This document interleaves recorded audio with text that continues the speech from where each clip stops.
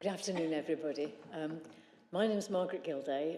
I'm a non-exec for the ICB, and this afternoon I'm covering for Councillor Martin, who I understand is actually with the CQC.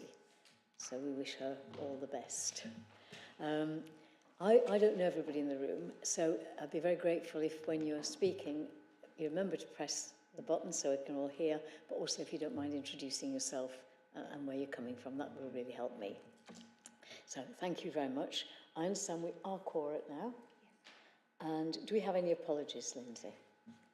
Yes, we do. We have apologies from Councillor Martin, Councillor Lonsdale, Emma Aldred, Michelle Arrowsmith, Clive Newman's covering, Paul Brookhouse, Chris Clayton, Chris Wiener will be attending shortly, Ian Fulliger, Stephen Posey, but Gino Di Stefano is attending, Pervez Sadiq, Andy Smith, Clive Stanbrook and Mark Powell, and that's it.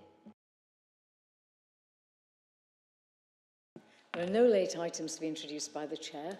Are there any declarations of interest? No? Thank you. So, minutes of the meeting of the 18th of January 2024. Are there any comments, questions or challenges to those meeting minutes?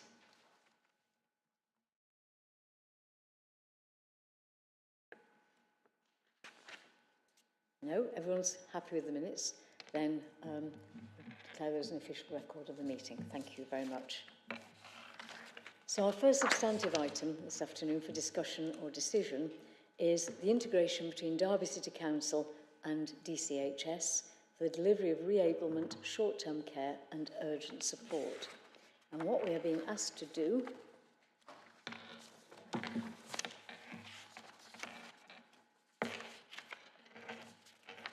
in a minute,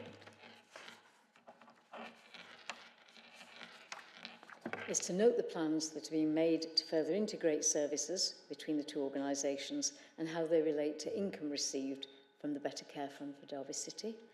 And then we're to agree to receive an update paper during 24-25 on how well the partnership's delivering its stated aims and objectives, and also to consider any learning that can be used towards other integration opportunities.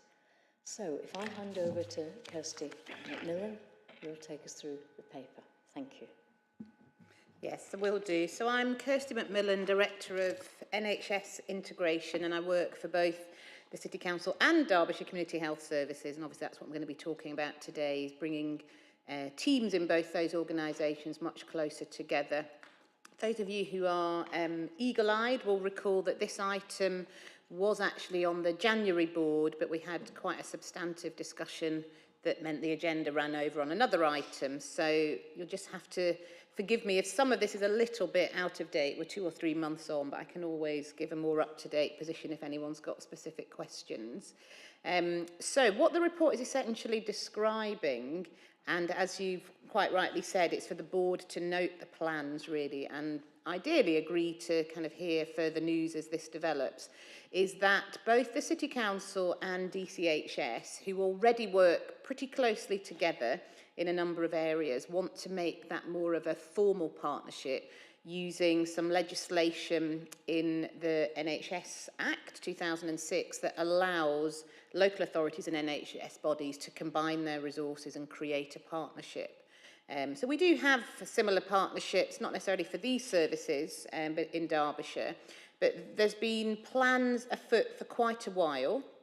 And the reason that this is of interest, or hopefully is of interest to the Health and Wellbeing Board, is that the services that we are bringing together are the sorts of services that are absolutely not only right for integration, but are currently funded by the Better Care Fund, which was set up by government in about 2015 with the desired intent really to promote integration.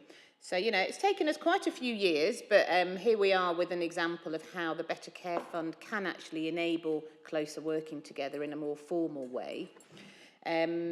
You'll be familiar, I'm hoping, with some of the services that are actually in scope, and the objectives and aims that are set out in the report that you can see under 4.3 are very much about tackling some of the really tricky issues that we're all grappling with, but tackling them together rather than remaining as separate organisations. So in particular, as we know, the demand for health and care has been growing and is anticipated to continue to grow due to the demographic changes in the population. And actually, as a result of that, we just can't always meet those urgent needs that present. And so people often end up having to wait slightly longer than we would prefer, or particularly if they've been in hospital, it might be a few days before we can get them home rather than being able to get them out pretty much on the same day that they're ready to go. In part, this is because of workforce gaps, and I'm sure the board's heard from a number of presentations over the years around the challenge in recruiting and retaining skilled staff. But in particular, one of the aims of this piece of work is to combine the workforce and really position as well to be able to tackle the overall recruitment and retention issue together, and ideally create a career pathway by having such a broad range of skills across health and care available to team members. The other thing we're trying to achieve is, if we are able to improve the workforce position and therefore create more capacity, just means that actually from one day to the next, the offer for local people is more consistent, so that it's not so dependent on workforce fluctuations. And another advantage of coming together really is, and certainly I'm sure many people have heard this again through other topics at this board, just the fact that there's so many different organisations involved, that if you are a family member or a person trying to navigate the health and social care system, it can be quite daunting thinking about who you need to contact. So actually, by bringing organisations and teams together, certainly that has the potential to reduce all of those different contact points and streamline it really. So the report describes the services that are in scope that are already funded by the Better Care Fund. You can see that in 4.7, and those teams do have a wide range of roles: nurses, care staff, therapists, social workers. We've got operational staff as well as back office staff. So, you know, really it's already a multidisciplinary environment, but actually bringing them together using the legislation that enables that will really help us maximise opportunities and reduce duplication more than anything else. What we're intending to do is pool the resources that we have a single line management structure, and really try and see how we can redesign the service, as I've said, to try and reduce duplication and create some opportunities. Obviously, measuring how successful we are is a critical factor. Certainly, there are a number of system measures of success that it's often quite difficult to say, well, it's actually that one intervention that's made the difference. But certainly what I've set out in the report are the sorts of metrics and performance measures that these sorts of services absolutely contribute to. So you can see those at 4.9 in the report, and some of those are directly considered by the Better Care Fund planning regime, but some of them are just wider performance measures around trying to reduce the number of people who end up being admitted to hospital unnecessarily, and trying to again, only admit people to permanent care who really need it. So we're hoping that by being able to support people at home and to get them home quickly from hospital, all of these indicators will be positively impacted. And then the last thing I would just say is that there is a requirement in the legislation, although we would have wanted to do this anyway, to make sure that this is the right thing to do and that you're coming together to improve the existing set of services. So we did carry out consultation over the autumn in 2023. The Council's Cabinet and DCHS's board received separate, very detailed reports on that consultation that are still publicly available if anybody's interested in them. And this was very much aimed at people to see whether they felt this sort of coming together would be of benefit. So we didn't have a huge response, but certainly the people who did take the time to respond were overwhelmingly supportive. And we did have some positive comments about how this would reduce duplication, make things easier for them. So, you know, generally we were sort of reassured that what we were what we are trying to do is something that will benefit people. I mean, that's the point really of bringing teams together in this way. We've also obviously spoken about this, or certainly I've been to a variety of different meetings across Derby and Derbyshire over the past sort of probably getting on for about 10, 11 months now. And broadly, people are very, very supportive, but also keen to learn. So that was the second point really in the recommendation to this board, is not only to note what's been sort of planned, but also to agree to receive some updates once we get this thing going and embedded, because we're really hoping there will be some learning about how you can actually integrate and bring teams together. There's a lot of hidden barriers that actually, if you can overcome them in one area, then hopefully it can be used as a starting point for other places.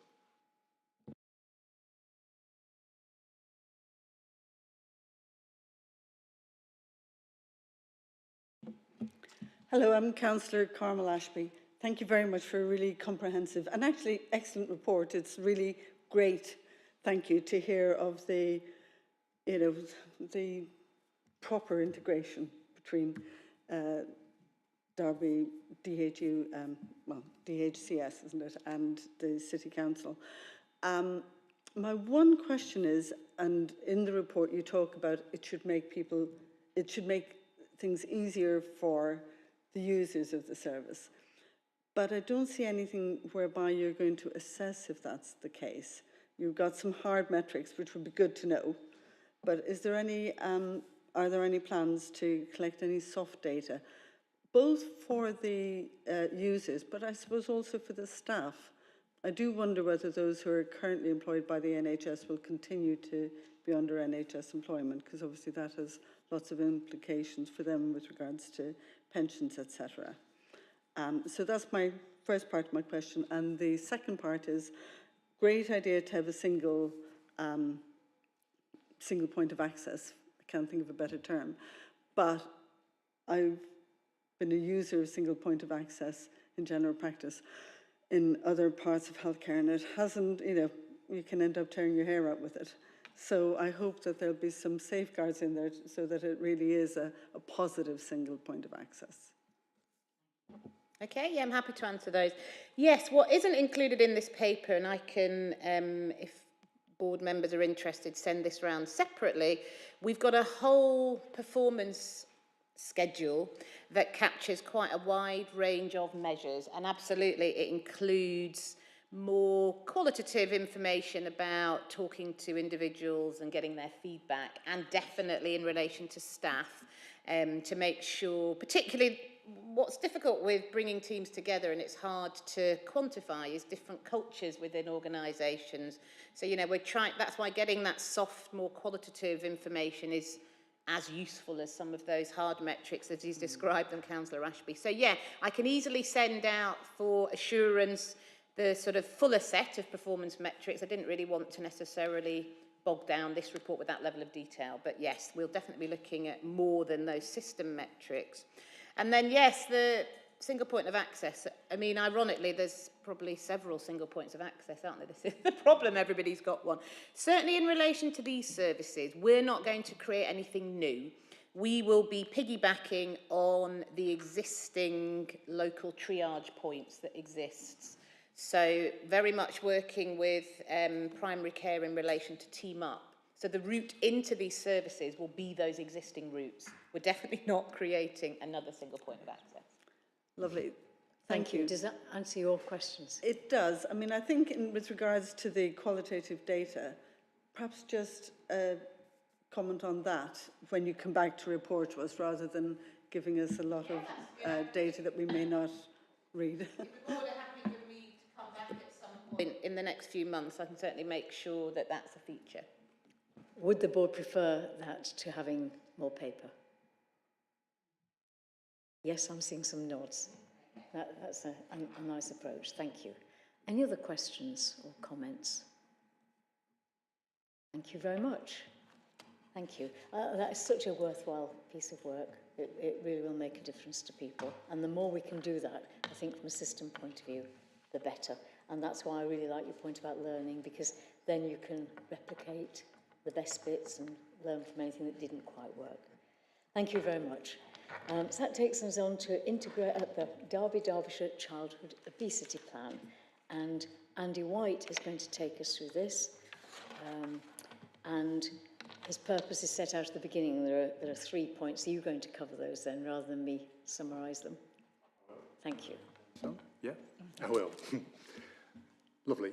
So, my name's Andy White. I'm Public Health Manager. I'm employed by Derby City Council, but I work across both Derby City and Derbyshire on the Childhood Obesity Plan. So my remit is children's healthy weight. Next slide, please. So the purpose of today, I'm come to update the board of the progress of the Derby and Derbyshire Childhood Obesity Plan and raise awareness around the importance of adopting the local authority healthy weight declaration to further support the plan within Derby City. So, next slide. So I'm going to talk you through why do we need to act now, the current position in the city in terms of our data, what are we doing about it, and what more could we do with your support. So why do we need to act now? Children living with obesity are at risk of ill health into adulthood, with 80% of obese young people remaining obese as adults. So it's around that early intervention, that early support. It's estimated that the NHS spends £6.5 billion annually on treating obesity-related ill health. So the origins of chronic illnesses due to excessive weight start in childhood and include type 2 diabetes, cardiovascular disease, liver disease, and many common cancers.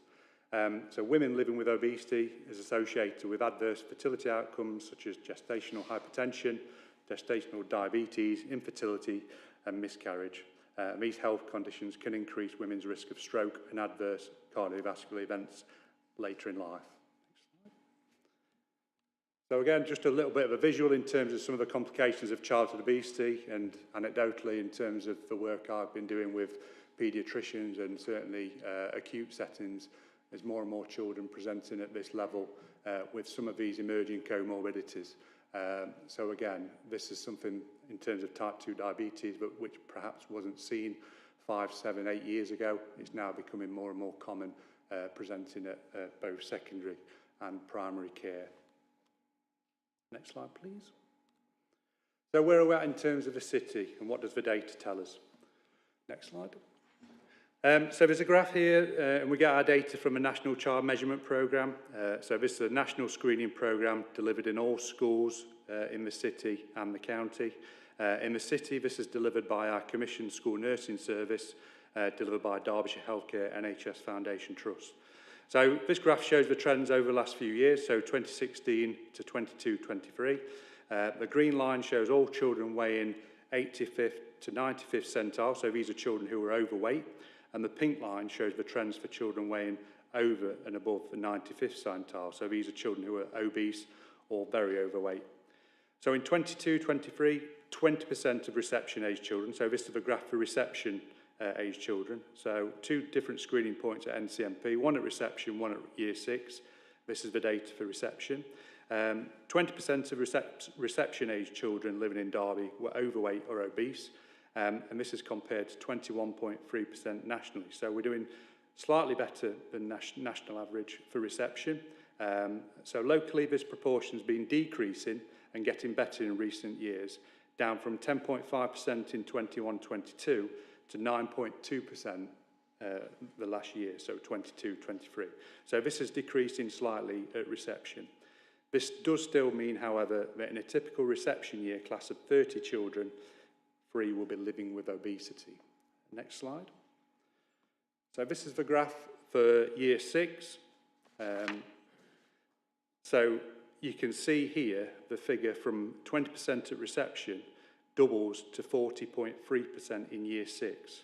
Now this now represents a figure significantly worse than the England average, which stands at 36.6%. So we've gone from significantly better than England average at reception to significantly worse at year 6.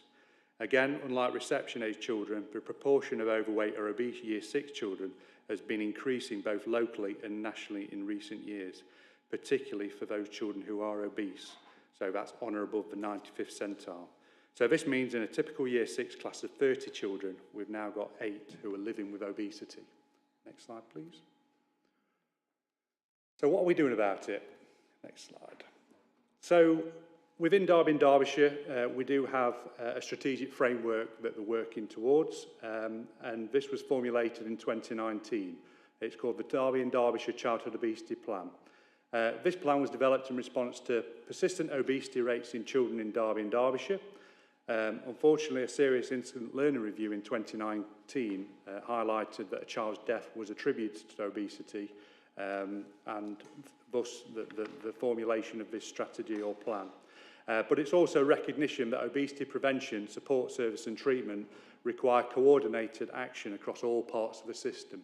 So it's everybody's responsibility, or everybody can play a role in supporting children and families lead a healthier lifestyle. Next slide, please.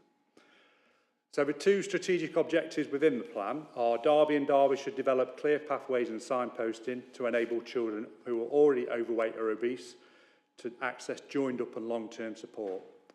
So this includes ensuring that there are robust systems in place to identify children who are overweight, and there's a service available for these children in a multidisciplinary approach to children and families. So that's strategic objective number 1. Number 2 is looking further upstream and developing our preventative approaches to current and future generations as part of that whole systems approach to obesity. So this is around coordinating existing efforts, reveals gaps in provision and supports the efficient use of limited resources. So the principles of our plan in Derby and Derbyshire are it's a joint coordinated approach, it's that shared responsibility of all partners, it's a non-medicalised approach, but it's also an understanding it's less about choices and lifestyle and more about options and empowerment. So it's taking away that individual kind of blame and looking at more of a system about what we can do in terms of the environment, the obesogenic environment, how we're working with families. So it's working more at that system level rather than that individual level. Next slide, please. So this is the kind of upshot of what we've been doing over the last 4 years. So within Derby and Derbyshire, we've got a strategic multi-agency children's healthy weight steering group. This was formulated back in 2019. So this is a strategic meeting of all key partners involved in childhood obesity, and we meet on a quarterly basis. This group's got oversight from the Joined Up Care Derbyshire Children and Young People's Delivery Board. We've got system networks established in both city and county, and this is at a more operational level across both Derbyshire and Derby City around those who've got an interest in doing something about childhood obesity, and a network to share ideas, to share best practice, to share challenges. So I call it my coalition of the willing, these 2 system networks. So we've got kind of open doors from these people engaged on a bi-monthly basis within that forum. As well, we hold an annual Children's Healthy Weight Summit. Again, this is our coalition of the willing coming together. Last summer we had over 100 attendees at an event at County Hall, and we're looking at replicating that this summer as well. So again, it's about that movement continuing and keeping up that momentum. It's been agreed at a system level outcome at Children and Young People's Delivery Board, and obviously Derby and Derbyshire's Health and Wellbeing Boards are cited on the progress. So I also report in or keep the Derbyshire County Council's Health and Wellbeing Board cited on what we're trying to do. And we've got myself as dedicated public health manager to kind of help drive this forward and lead it. So in terms of objective 1, the support for children already overweight or obese, we've expanded our weight management services for children through Derby County Community Trust, so they can now support 300 children. And I am being a little bit biased, but I believe our Tier 2 offer in this city is one of the best in the country from what I've witnessed nationally. So we're very privileged to have that service within the city, and they are nearing capacity in terms of the children that they can see. We've got improved pathways between school nursing, weight management, primary care and secondary care. So we deliver a GP locally enhanced service through the GP surgeries, whereby we financially incentivise GP surgeries to make a proactive follow-up call from the NCMP measurement. So once the child has been weighed and measured, the family receive a phone call just to kind of talk through the results and look at different services that are available to them. So that kind of proactive follow-up call when a child has been identified as being overweight or obese. We've got a safeguarding policy which has been launched, so there's that clear pathway for escalation when safeguarding exists, and obesity is a safeguarding risk. So there's clear guidance now for professionals as part of that document. We've developed a 0 to 4 pathway through our health visiting service. So for those children weighed and measured at the 2-year development review, they come in over and above the 91st centile. There's a pathway for those to gain support through various mechanisms within the city. And we're looking at putting together a system-wide pathway document to highlight all of the different pathways available in Derbyshire and Derby for professionals to navigate the system. So objective 2 around our whole systems approach, again, as I've alluded to, we are working our way through our whole systems approach as part of that system network. We've got an infant feeding strategy, and within the city, we obviously have the family hub funding, and a lot of that has gone towards some of the infant feeding strands. So we've established new breastfeeding groups in areas of low uptake. We've got a breastfeeding welcome here scheme launched. That was launched last month for businesses to sign up to highlight that they are breastfeeding welcome. We've got a breast pump loan scheme which is initiated through the health service, so families struggling to express can hire a breast pump from various sources. We've got a tongue tie pathway being developed, so those diagnosed with a tongue tie can access an incision within the tongue to enable better feeding. So we've established that, and that's funded through family hubs. And we've got training videos for GPs developed around the importance of infant feeding. We've also got a system-wide kind of steer on Healthy Start to increase the uptake of Healthy Start. So Healthy Start's a national scheme developed back in 2010 to enable families on income-related benefits to have fruit and veg vouchers posted through to them to enable them to access healthy, affordable foods. So we've increased access to Healthy Start by 14% in Derby City. So that's now up to around 77% of those eligible are taking up that option to get free fruit and vegetables each week. So again, the whole systems approach is quite difficult to measure, but we are, having a few tangible outcomes as part of that approach. Here's what whole systems approach is defined by OHID, so the Office for Health Improvement and Disparities. So we are following an evidence base in terms of our whole systems approach, and there's the definition there in terms of what it means. And there is a toolkit that we are using, we're following, and there's some emerging evidence about what works. So you can see there the range of parts of the system where there's evidence that these interventions work, and we are utilising this as part of our whole systems approach and our action plan. Oh, sorry, next slide. I'm flicking through on my screen, but obviously it's not coming through there. Yeah, so next slide, please, sorry. So this is where we're at. So I've highlighted there in terms of where we are at as part of our whole systems plan, and we are into phase 4. Moving into the action planning phase. So this is very exciting. This is a culmination of all partners looking at what we're doing now and what we could do going further. So by the end of this year, we should have a tangible whole systems action plan taking measures in all of those different parts of the system that was on the previous slide. Next slide, please. So the success of a whole systems approach and how could the board support? So senior and political support is vital. We need to be a consideration of local context. We need to protect time and resource to design and sustain the approach. It's a long-term approach, and that's why it's value to me to come here maybe on an annual basis to update the board on the approach, but it's about having that sustained buy-in from all partners over the long term. So when I say long term, the length of the plan is 2020 to 2030. It'll go over and above that. This needs to be kept on the agenda, the momentum needs to keep going. So we need that sustained buy-in and commitment. But also, there's the local authority healthy weight declaration, which can add value and a framework to this. So next slide. So developed by Food Active, the healthy weight declaration is a strategic system-wide commitment made across all council departments. So this is the local authority healthy weight declaration, which we're hoping Derby City Council can sign up to. It's about all council departments, a commitment to reduce unhealthy weight in local communities, protect the health and well-being of staff and citizens, to make an economic impact on health and social care and local economy. So over 16 council commitments within the declaration, and I've highlighted just a few just to give the board a flavour of what type of commitments there are within it. But again, you can see they're concentrating very much at that kind of strategic level, that system level, to enable us to work with various food outlets, schools, staff. It's about a staff culture as well. So again, it lends itself very well to that whole systems approach within the Healthy Weight Declaration. Next slide, please.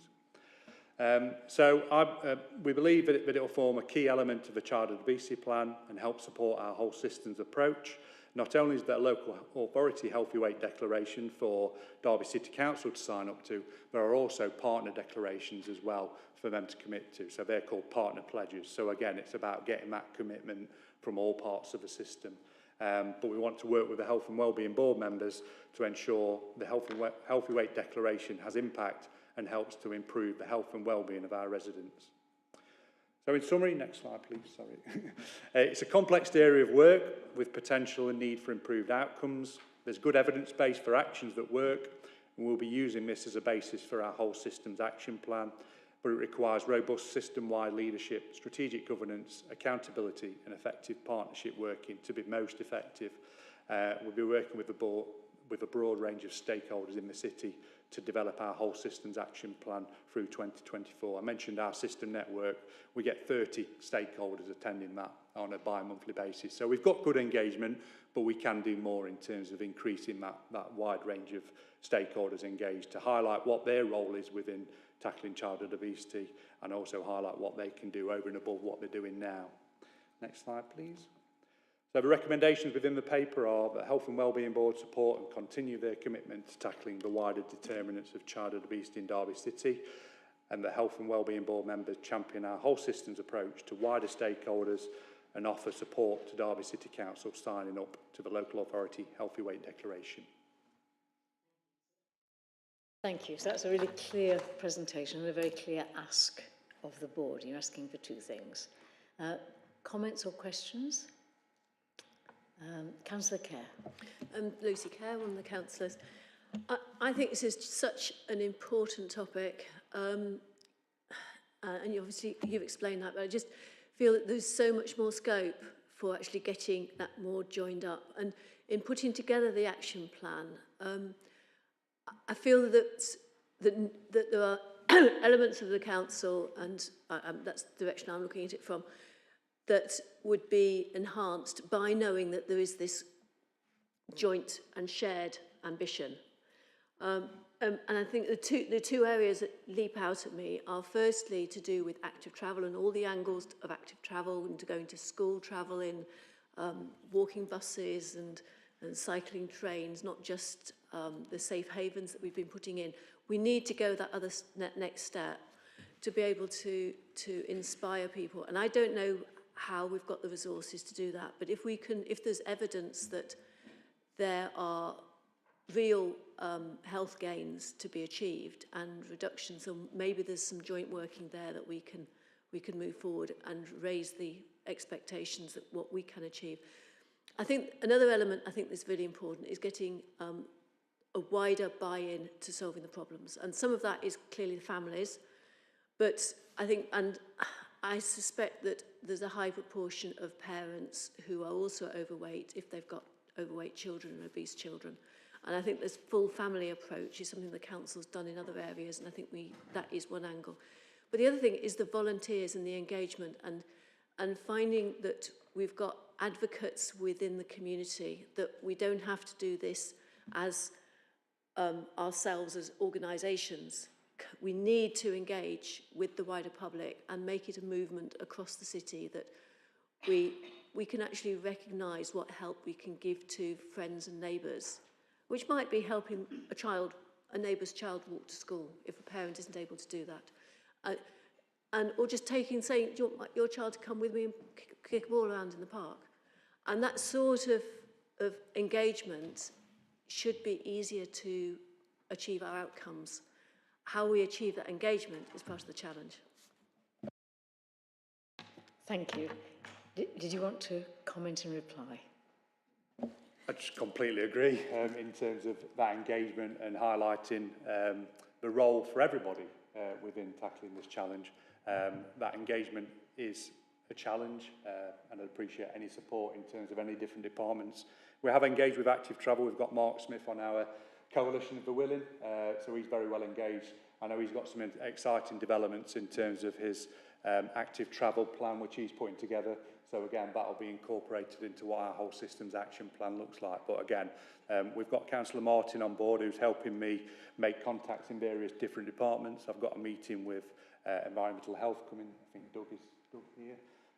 So we've got a meeting coming up about how environmental health, for instance, can help support the breastfeeding welcome scheme in terms of the food safety visits that they undertake. So again, it's just about looking at these opportunities as they come along and seizing on those opportunities as and when they do.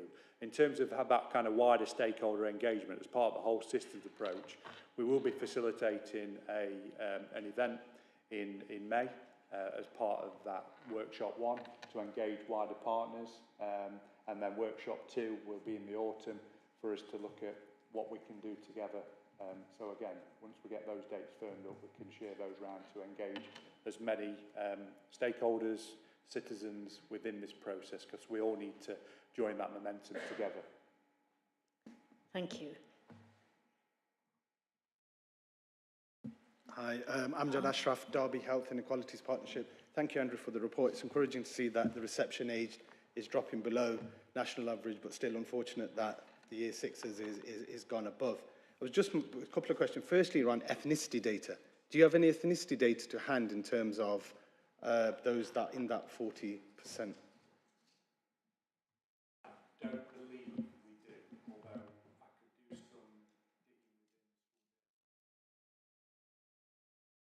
get it broken out. I certainly don't get it at that level because this is fed in through the national public health outcomes framework and then it's sent out to us, so we don't actually analyse the data ourselves.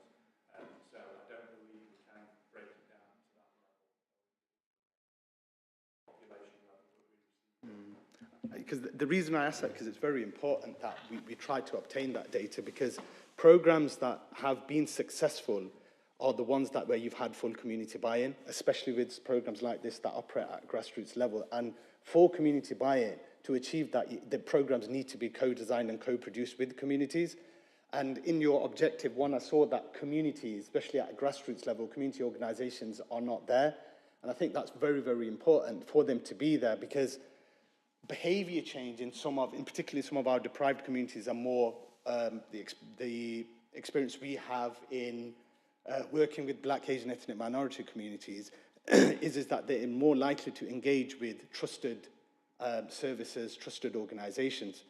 And at times when we commission out programs and we don't really scrutinise their effectiveness, and a lot of programs that run in communities will only be successful if they're delivered by community organisations. So it's maybe just worth looking at including within your some of the objectives to bring in community organisation assets into that space for it to be more effective. Did you want to reply? And then I've got Councillor Ashby.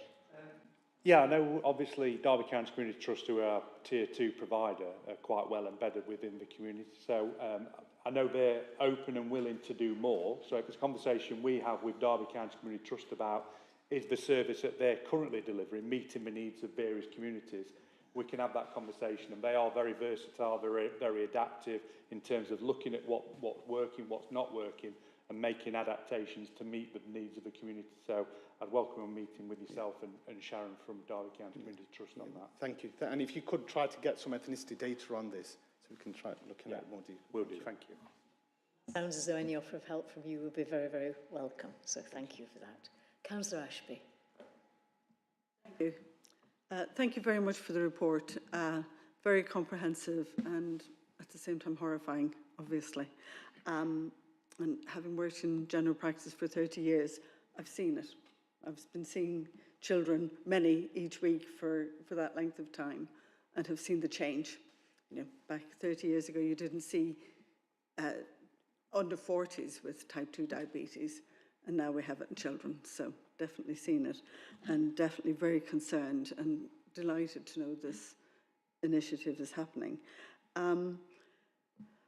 Also great that you're working across so many groups. One of my concerns is how much work you're able to do with nurseries and schools, because as a grandparent, I'm not impressed with the school dinners that my grandchildren have at school. They have food that they wouldn't normally have at home as part of their school dinners.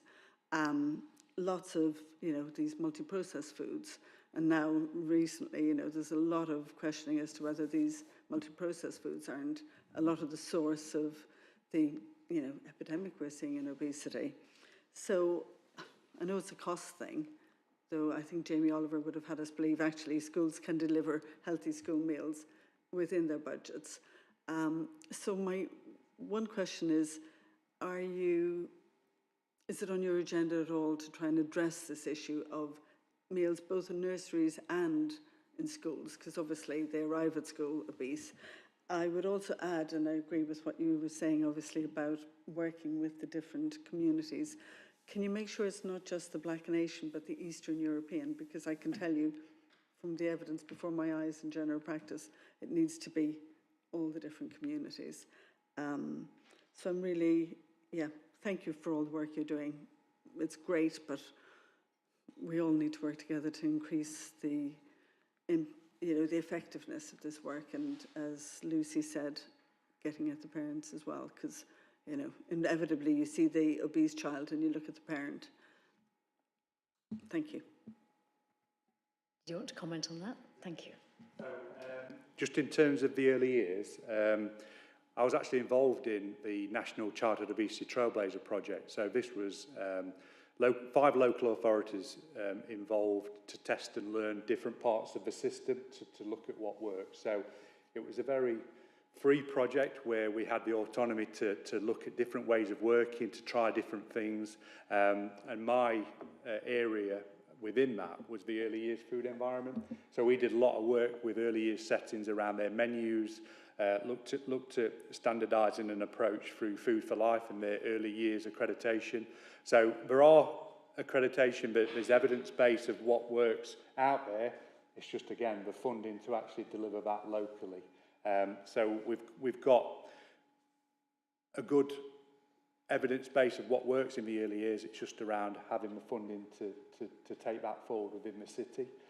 In terms of school, again, Food for Life, they deliver an accreditation or award Food for Life scheme in the county for their school meal service. So Derbyshire Catering are bronze standard Food for Life.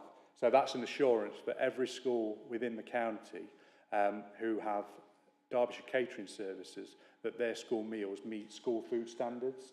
Now, Derbyshire County Council School Catering Service do supply meals to 9 Derby City schools. So we've got assurances that those 9 city schools do meet the school food standards, and it's all locally produced because there's a really strict criteria on the Food for Life Catering Award. So 9 schools currently. Derbyshire County Council very much in contact with them, and they're open to getting more schools on board. But it's, again, looking at those levers available to us to enable us to work with more schools in the city to get them signed up to Derbyshire Catering Services. I mean, one of the challenges around that, I'll give you an example. When Derbyshire County Council are recruiting for staff in these schools, they're only able to advertise on the County Council website. We're not currently able to advertise on City Council. Now, we want school caterers working in these city schools from the local area because they know the local school children. So again, that's one of the challenges that we need to overcome to make sure that we can recruit local people for local jobs within the city and get more city schools signed up to Derbyshire Catering. Thank you. Are there any other questions? Yes, Lucy. Hi, is that right one? Can you hear me? So thank you for the report. I appreciate it's a Derby City report that you've delivered. I just wondered what the engagement had been across into Derbyshire County as well, and whether you were getting a similar sort of uptake in terms of stakeholder engagement. Yeah, absolutely. I mean, I've got a system network in the county as well, with some of the sort of stakeholders on there. We've got 25 to 30 stakeholders on there. The County Council hosted our system-wide summit in June last year. Councillor Hart chaired that day. So we've got good elected member support from County Council, and also public health support. They fund part of my post. So again, 2 days of my time is taken looking at that as a system within the county, and the Director of Public Health as well attended that. So we had a wide range of stakeholders, but some senior stakeholders at that summit making that commitment as well. So I think we do have those kind of strategic hooks in the county, but also at a more operational level, that engagement. Again, like I said, we can do more. There is more scope to get more stakeholders on board, but we are building that momentum. It's almost like a snowball. As we continue this momentum, more people will join us as part of our kind of coalition of the willing. And just the other thing was thinking about the Derby Community Trust.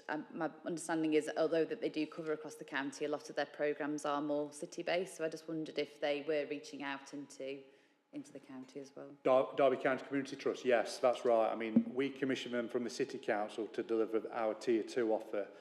Derbyshire have recently launched their Tier 2 offer, and that's delivered by the Live Life Better Derbyshire service, and they deliver the Henry programme. So that's healthy eating and nutrition for the really young.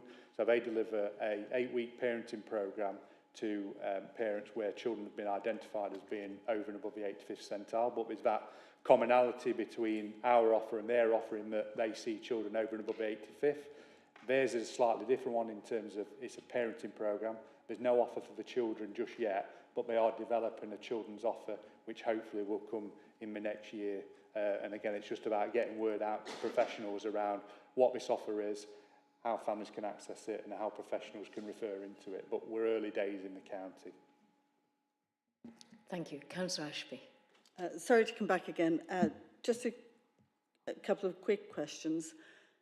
We know with adults, there's lots of questions about the accuracy of BMI and the need to use other measurements as well, such as waist measurement. I'm sure this is equally the same for children. I know I was horrified. My own daughter told me her son, who's 4, she had one of the letters from the county to say, your son is, on the 95th percentile. If you looked at the child, you would say he's bordering on skinny. He does not look overweight, let alone near the 95th centile, but he does and always has had very solid arms and legs. It's the way he was born, it's genetic. So my question is, are there any plans as you're working on this huge problem to look at making sure that we've got accurate data, adding in other measurements to really make sure that the people we're labelling as overweight and obese genuinely are? I'm sure by the time they're obese, it is accurate. And also, is there any plan is there a Henry version for the city? Because, it would be great to catch them before they get into the Tier 2 and need the other interventions. First one's a quick one in terms of Henry. Yes, as part of our family hub delivery plan, we incorporated Henry within that. So we've had a recent course. In fact, I think it's just still being delivered now, started in February, for our family hub programme, and that was I believe it was Beckett Children's Centre or Beckett Family Hub. So yes, we've got it in the city. In terms of your first point around some of the measurements and Office for Health Improvement and Disparities are fully aware that currently the measuring programme is not, taking into account all of that. But there are new things coming out all the time, and there's something new coming out which has recently been piloted within various local authorities, and I can't for the life of me think of the name of it, but I can find out for you and send it to you, because I believe that's been evaluated very well, and I think that's going to start to be rolled out for the next academic year. So I can find that out for you and get back to you. Thank you. Are there any other questions? So it seems to me, first of all, your enthusiasm absolutely shines out. I can imagine you engage with stakeholders very well. You've had 3 or 4 really powerful indications of support. all around start well from the ICP strategy, whether it's the active travelling and the walking to school and the cycle trains, walking buses, through to the engaging well with communities, whether they be Black, Asian or East European or any other community where this is prevalent. And then also the links between Derbyshire, and the whole question of school meals, school food. So you've obviously got some passionate support in the room. What I wanted to ask you is, what would it look like if this board supported and continued their commitment? What are you actually looking for from us? Well, I think it's that annual update would be useful, and also that kind of scrutiny or that kind of questioning, because I think that's what makes the plan better, that's what makes the whole systems approach more agile and adaptive. So I'm all for shouting about what we're doing as a city and a county, because I'm very proud of what we are doing, because I think from a national perspective we're very lucky to have the Childhood Obesity Plan, and I'm attending national forums shouting about the work we are doing, and other local authorities are kind of looking at us and learning from us. Now, I'm not saying we've got it nailed, but we are up there in terms of how we are implementing the whole systems approach according to the guidance, but also we've got a strategic framework that we're working to and we are maintaining. So for me, an annual update to the board would be great, and that scrutiny as well. So can I just check, would the board be happy to have an annual update from Andy? I'm getting some very enthusiastic nods. Thank you. And your second request was that we champion your whole systems approach to wider stakeholders and offer support signing up to the Healthy Weight Declaration. Are you asking us to do that as individual representatives of the organisations we're here to represent? Yeah, go away from today. Link me in with different departments within the council. I know Councillor Martin's doing that already. Wider stakeholders who are perhaps aren't cited on this work or involved in it, and I'll have a conversation with them and get them involved. And is everybody happy to do that? To go away from here and be an ambassador, really, for the Childhood Obesity Plan? Because I think that will make a difference. And it is just so important on our prevention agenda, isn't it? We spent a morning in one of the ICB committees just looking at how you can turn the dial from all the money being spent on acute and ill health and moving it to prevention. This is one of the key strategies. So thank you very much. Incredibly worthwhile. And we all continue to support. We look forward to hearing from you in a year's time. And if you want anything, I think, from any member of the board, you've got everybody's name and address and telephone number, and just don't hesitate to ask. Thank you. So the next item is the Health Watch Derby City GP Access Survey Report. And Sue, I think you're going to take us through that. Thank you, Chair. Sue Cowdershaw, Chair of Health Watch Derby. This fairly short report was on the back of a National Health Watch England report which found that people's experiences of booking appointments in 2023 had got worse, and that accessing GP appointments was still one of the most common issues shared last year. And we also continue to get comments, queries, complaints from members of the public. So this is a perennial problem which we do look at regularly, and I'm afraid things aren't improving greatly. You will find amongst your paperwork that all of the comments have been collated. So what I provide you with is a synopsis. 73% of those who responded said they'd found it difficult to make appointments. 82% said they were not offered alternative appointments. 85% had a preference for face-to-face appointments. Only 41% of those who took part said reception staff attitude was good. Less than half of the people who responded said they were happy with the consultation they received. And 75% said that their GP practice is worse now than before the COVID-19 pandemic. Many people are facing long telephone queues and are still not getting appointments when calling at 8 a.m. So we came up with 4 local recommendations that we wanted the NHS Primary Care Recovery Plan to address. How improvements could be made and fully communicated to both professionals and the general public. that the telephone appointment system be given a complete overhaul at GP practices, patients to be given more options and times to make appointments, and patients to be given more choice of appointment times. This survey ran from October 23 through to January of this year. It was carried out through various social media platforms, both our own and those of other local partners across the city. And the engagement team also had paper copies where they used face-to-face questions while visiting GP services and at other various outreach locations. The survey was also translated on request in line with Derby City Council policy, and 39 locations in all were cited, so it was fairly comprehensive. 403 people began the survey, but only 243 completed it, and the report is based on the comments of those 243 people, and you can find the comments, they're all there, collated and unedited. Would you like me to talk through briefly the ICB response, which is in Appendix 2? I think that'd be very helpful.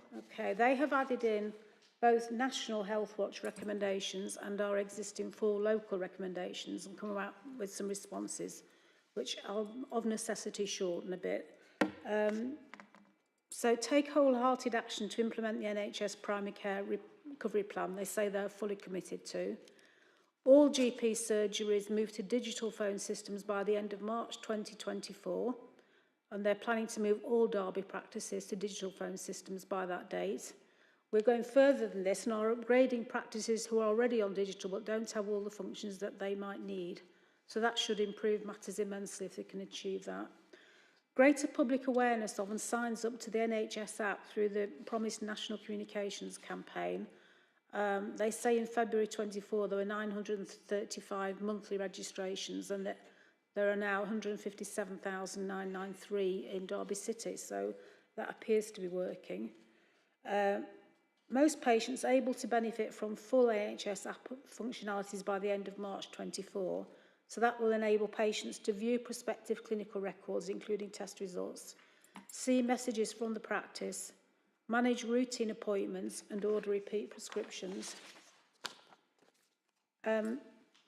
Evidence that integrated care boards plan to tackle health inequalities around GP access, especially in deprived areas.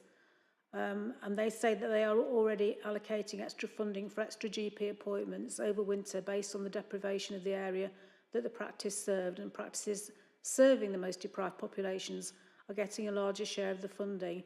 11 of those practices were in Derby City. All GP practices to be offering free phone numbers. They say the national plan does not include funding for free phone numbers. This is not part of our local plan. However, we will be happy to discuss this further with Health Watch and to support them to lobby for this funding nationally. All GP practices sign up for the register with the GP surgery service, which makes registering easier, and the ICB is working with practices to improve registration.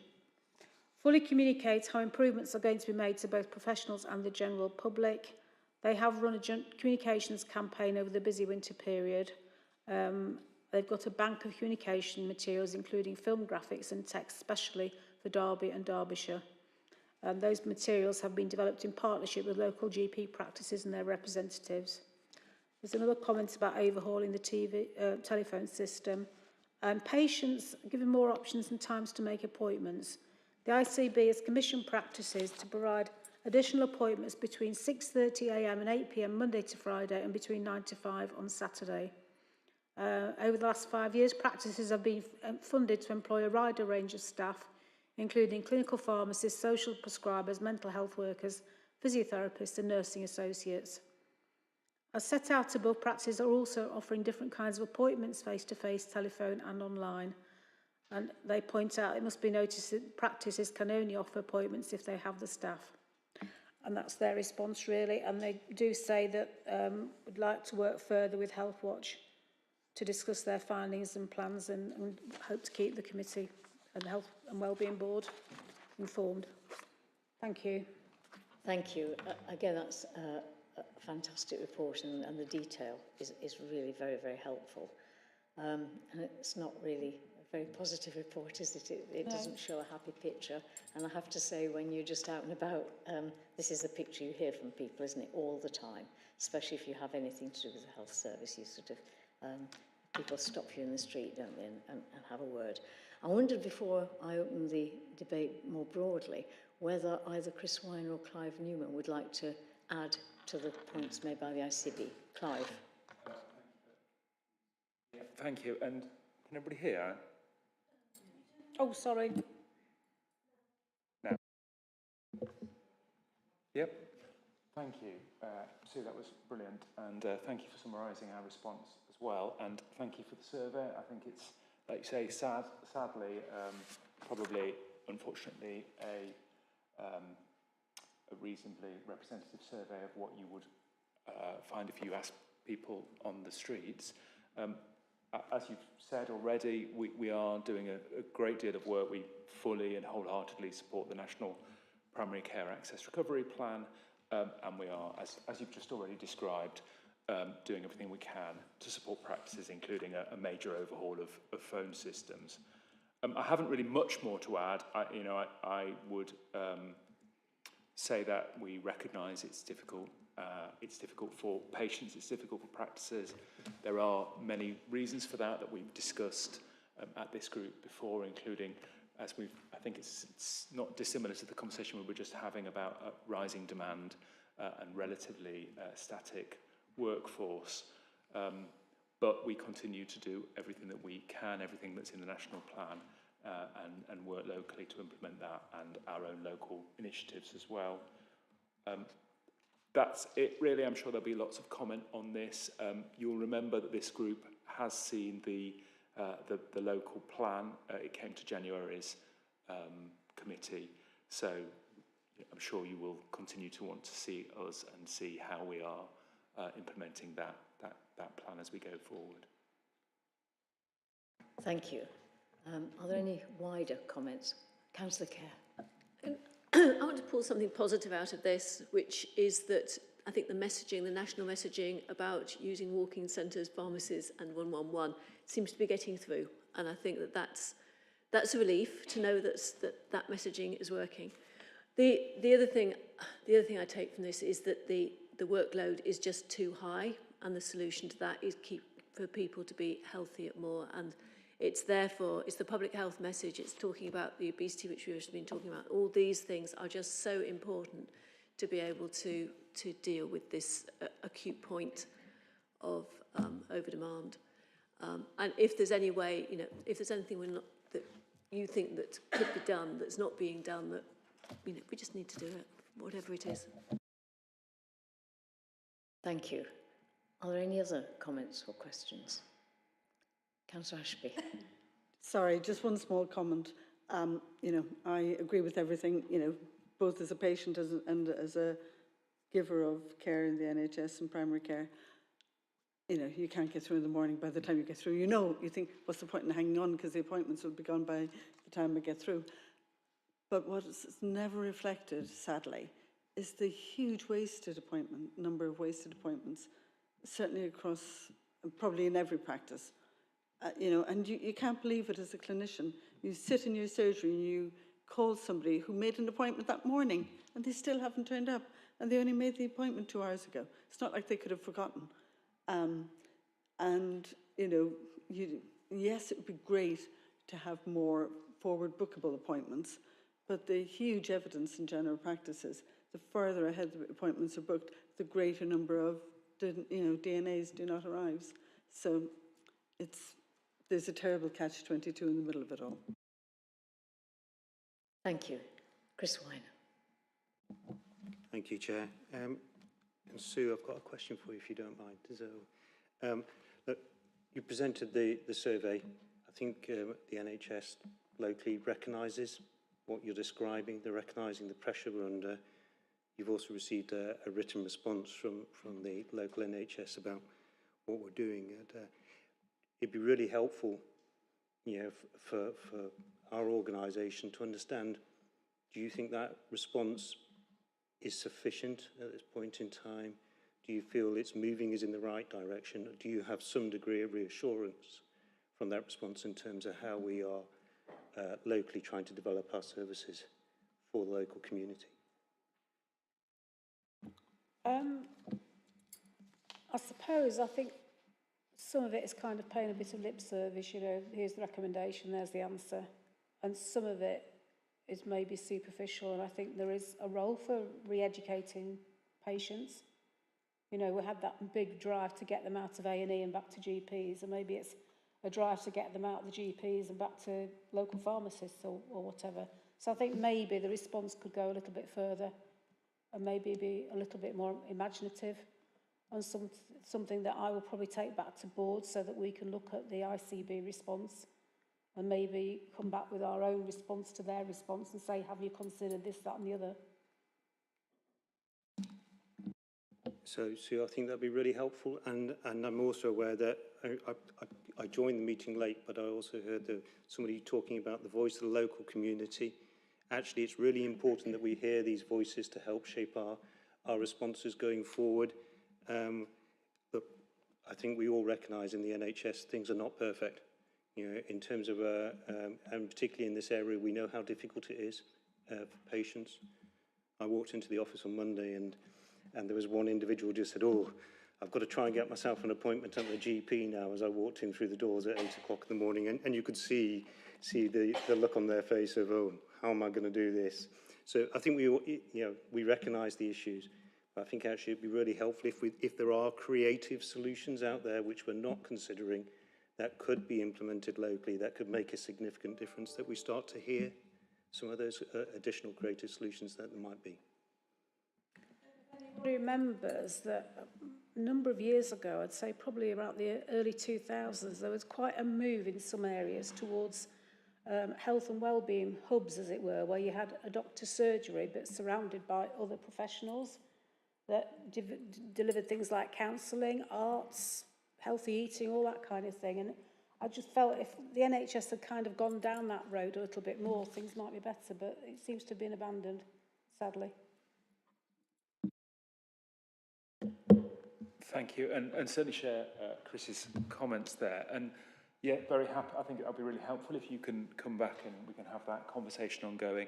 Just on that specific point about hubs, I would argue we still see that as the gold standard. We haven't given that up. We do work with colleagues across all the sectors, and when we're looking at new premises and thinking about GP practice, our starting point is how do we develop an integrated hub? How do we work with other services to perhaps build or develop something that links lots of services together? There are constraints on that, one of which is about just funding, another is about timing, about trying to get all of those agencies together. We had a flagship proposal that we've talked about in this committee around Sinfin, Cavell Centre, which we were very hopeful of. Unfortunately, the funding for that has been paused nationally. So I completely agree. I don't think we're not in disagreement about that at all.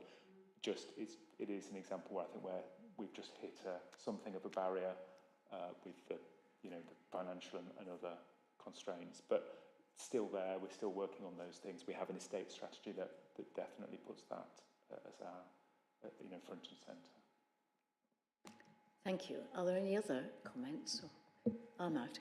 Just on the back of Chris's thing, our offer is there. I think it's very much that what we're seeing, especially in some of the deprived areas that we're in, there's a great appetite within communities to want to make a difference, want to make change. So sometimes going to communities for these solutions, see what they think would work, and again, just being able to resource some of that and then making it happen, and a bit of trial and error. And one thing you'll see from that is then you empower these communities to hold the system to account, where I think that there's a massive gap there, hence why the system can get away with some of the issues we see are not coming to the forefront. Thank you. Anyone else? It struck me during that conversation when you were saying, well, I'll take this back to my board and then respond to the response. And I just wondered if there is a more active dialogue to take advantage of some of the thoughts that you have, to explore things like wellbeing hubs and how that dialogue might take place. Because it seems to me in the ICB, your words get away with. That doesn't feel how it is when you're in the ICB. You just feel dreadful about anything that doesn't work, actually, and desperate to improve things.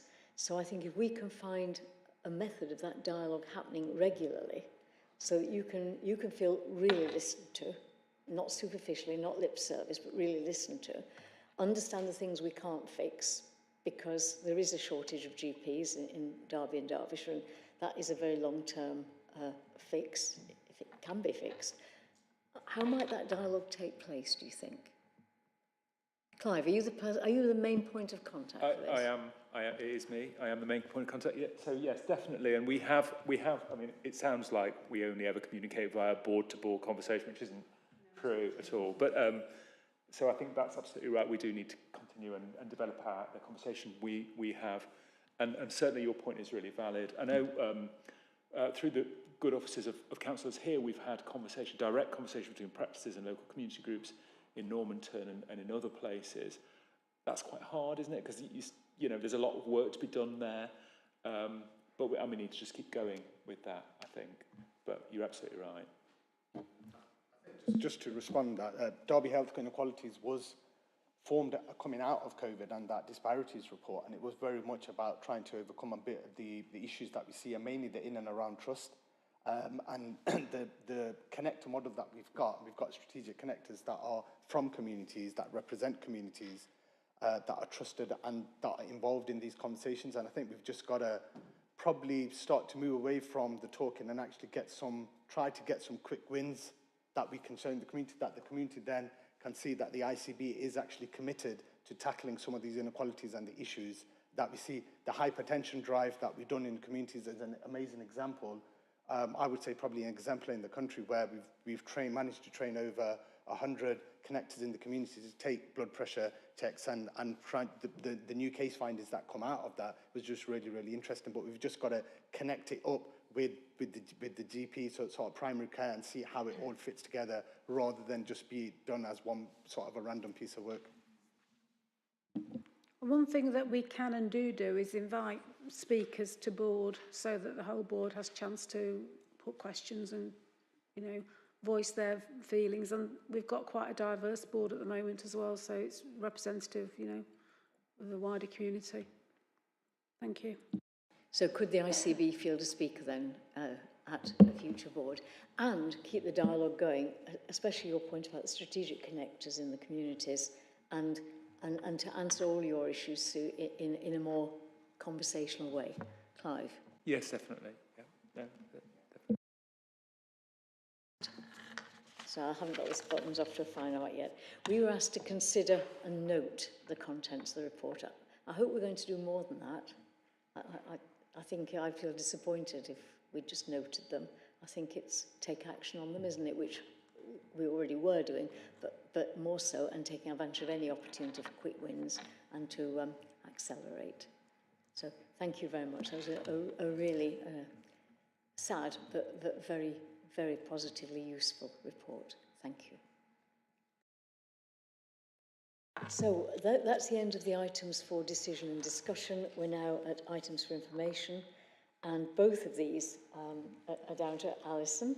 And the first is the overview of the Joint Local Government Association facilitated workshop.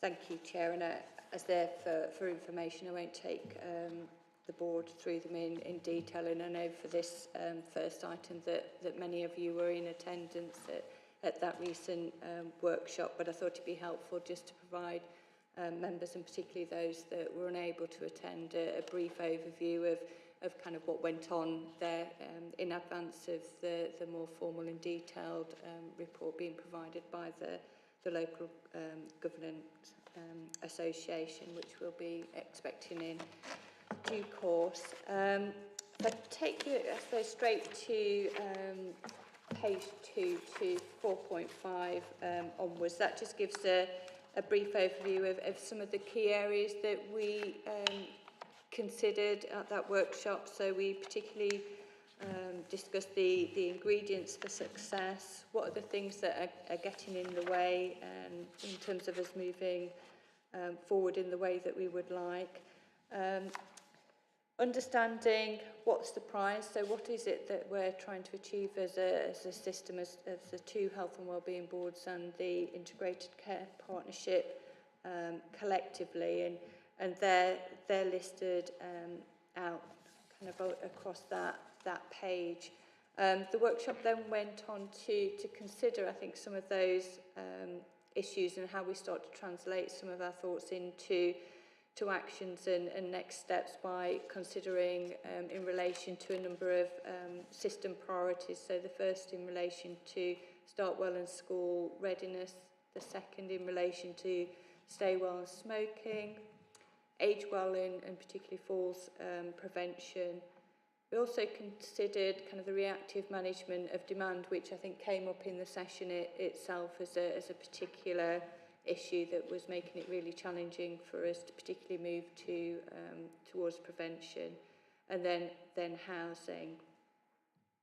So provided there a little bit of feedback against each of those in terms of what was discussed in relation to those items. But again, if I take you then further forward to page 4 and 4.14 onward, where I think there's a kind of roundup of the day and some of the key issues. I think what was really positive, and I think the facilitators were really positive about, was the level of commitment both within the individuals that were there, the organisations that make up the system, but the system as a whole in terms of trying to drive things forward together collectively. So I think that was a kind of really positive element. But it was recognised that actually the system and the challenges are really complicated and difficult, and I think we've probably, some of those have been reflected in the discussions we've just been having, and that there isn't actually a blueprint. I don't think anybody anywhere has really kind of nailed this working, so I think it's for us to shape how we take things forward and what that looks like. I think one of the key things as well to come out was around how we describe a really compelling narrative as a system on our ambitions and our priorities, and potentially reducing or having a real clarity of a small number of priorities that we really want to take forward. And then I think there's kind of something key around our relative contribution and accountabilities and how we hold each other to account within the system. So I think they were some of the key areas to come out of the session. There are a number of suggested actions, proposals to take forward, and they're listed out in 4.20. One, as I've just mentioned, around that compelling narrative around our priorities, so they're absolutely clear for our system and kind of the people working in it. How we develop mechanisms to support mindful decision making, and particularly around things like funding decisions, and making sure that there's not unintended consequences for different parts of the system that, again, I think we've raised in this board before, but also in the integrated care partnership. A reflection around, would it be beneficial to develop a shared behaviours framework and also a shared outcomes framework. And then finally, the potential opportunity that having discussions around key themes might add in terms of us understanding issues in the round, and also our kind of relative contributions to those. As I said, the LGA are currently kind of writing up the output from that session, which we'll be receiving imminently, and I'll be circulating that to members of the board. I know Councillor Martin has certainly raised a key intention to start to use the output from that session to really develop some clear proposals for us to take forward, both as the two health and wellbeing boards and the integrated care partnership. And we're putting together a meeting with Councillor Martin, Councillor Hart of County Council, and Chris Clayton and Richard Wright of the ICB as an initial step in time to start to think about what that might look like. So I'm sure we'll be bringing this back in due course, and there'll be a range of next steps that the LGA also supports in terms of taking forward. Thank you, Chair. Thank you, Alison. Any comments or questions for Alison? Councillor Kerr. Thank you for this, because it was a session I didn't get to, and I was really pleased to hear a bit more about what had actually happened.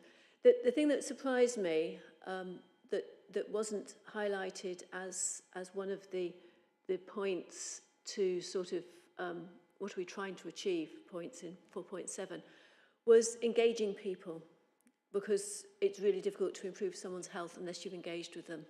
And that, for me, seemed to be something that wasn't as embedded, maybe, in the thinking as maybe it should be. I don't know if you can pick up a comment like that at this stage. And I'm thinking they're both in terms of engaging somebody with their own health, but also engaging people from the community to encourage health. Now, our hospitals have loads of volunteers, and there are volunteers, I'm sure, working in other aspects of the NHS as well. But somebody who's engaged in that is actually going to be quite a good advocate in other parts of their life. And if we have more engagement like that, I think we'll get our messages out there better and faster. So how do we do it? Could that be part of the answer? I think absolutely, Councillor Kerr, and it probably hasn't come out as strongly in this as it perhaps did on the day, because I think I have written the notes, I think, pretty chronologically as things came up through the day, hence the listing. I think it perhaps didn't come up at that point, but I think certainly through the session, kind of engaging communities, hearing the voice of community did come through, and I can see Councillor Ashby nodding. So I think it is absolutely, I think, something that is integral for us to be able to move forward well. And I think probably that's come up again through some of the discussions we've had today. So I'd be hopeful that certainly that would come out of both the LGA summary, but also in terms of actually the next steps that we would want to take. Thank you. Thank you. Any other questions or comments? Thank you. So that takes us on to the final paper, the Health and Wellbeing Board Forward Plan. Alison. Thank you again, Chair. And for this one, I won't take us through, but just to point us through to 4.1, kind of highlights the items we've got currently penciled in for the next agenda of the Health and Wellbeing Board, which is taking place on the 9th of May. So to make board members aware of that, listed in item or kind of part 4.3, some of the items that we've got on the forward plan to come to future meetings. And again today, I think we've got at least another 2 or 3 to add to that. So need to just pencil those in terms of actually what dates would they be coming through, because I know we've got a number of annual items, so we can start to get those scheduled in. But also to note, obviously, board members are very welcome to put forward items that they think are relevant and appropriate for the Health and Wellbeing Board. And I just ask members to circulate those to myself or to Lindsay, and we'll pick those up with the chair going forward. So thank you. Thank you. Any comments on the forward plan? No, well, you have an offer from Alison if you have anything that you'd like to see on the forward plan, if you just let her know. So that brings us to the end of the formal part of the meeting. Just a question on its effectiveness. Have people found the meeting useful? I think the presentations and the reports were really very, very good. And I think all the comments on those presentations were incredibly positive and very, very supportive. So thank you very much. I look forward to seeing you on the 9th of May, did you say? 9th of May. Thank you very much.